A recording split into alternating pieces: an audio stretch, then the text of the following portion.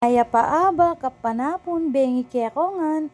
Eto nga pala kami at naglalakad papunta sa baba para kumuha ng santol. Nandito nga pala sa taas ngayon ng hobby ko, mga mima ko, para mamutol ng sanga ng santol. Mas madali kasi itong kuhanin pag pinuputol, mga mima ko, kesa sa sungkit-sungkit lang.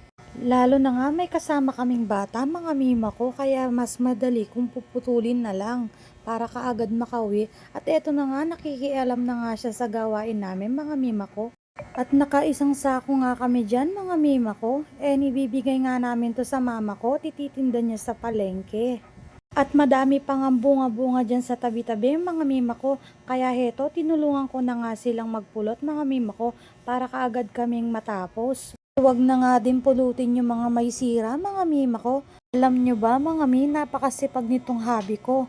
Kahit anong gawain is gagawin niya at hindi siya nagre-reklamo. At kahit na hindi siya sanay sa ganyang gawain, mga mima ko, is pinipilit niya pa rin gawin. Laki kasi yan sa patag, mga mima ko, at hindi sa bundok kahit na aita siya. At ako naman ang laki sa bundok, mga mima ko. At heto nga pala, papunta nga pala tayo sa kulungan ng kambing.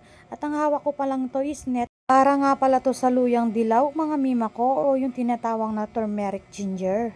At pasensya na nga kayo sa itsura kong haggard, mga miko. At heto na nga, nasa bungad na nga tayo ng kulungan ng kambing, mga mima ko. At kung matanong nyo nga, mga mima ko, nakasama namin ang baby namin. Ayaw kasi niya, mga mima ko, na maiwan. Yung mga lolo't lola niya is natutulog sa bahay. Hindi siya kayang bantayan at kami lang ang gusto.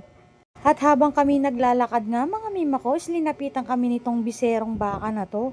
Napakabait nga niyan, mga mima ko, naglalakad ka pa lang is lalapitan ka na niya at magpapahawak na. At hindi nga ito nangahabol, mga mima ko, gustong gusto niyang hinahawakan siya. At gustong gusto din siya ng baby ko, mga mima ko, tawa-tawa pa siya dyan. Alam niyo ba na napakasimple lang ng pamumuhay namin dito sa bundok, mga mima ko? Para sa akin, mas magandang tumira dito kesa sa patag, mga mima ko, kasi lahat na lang dun is binabayaran. Hindi katulad dito, basta may tanim kang gulay-gulay is may pang-ulam ka na. At heto na nga ang sadya namin dito sa may kubo, mga mima ko. Papakawalan nga namin tong mga kambing dahil oras na ng kanilang pagkain. Pakakawalan nga lang namin sila, then nagiiwan na rin namin sila. At yung tatay ko na lang ang baalang magpapasok mamaya pagdating niya. Ayaw pa nga nilang lumabas, oh, baka nahihiya sa akin, charot lang. Hindi sila nahihiya kundi natatakot lang at nakasalabat ako. At habang kami pauwi nga dito, mga mima ko, nakakita nga ako ng mga sagin and payat pa sila kaya hindi pa sila pwedeng kunin. At hanggang dito na nga lang, mga mima ko. Hanggang sa susunod. Bye!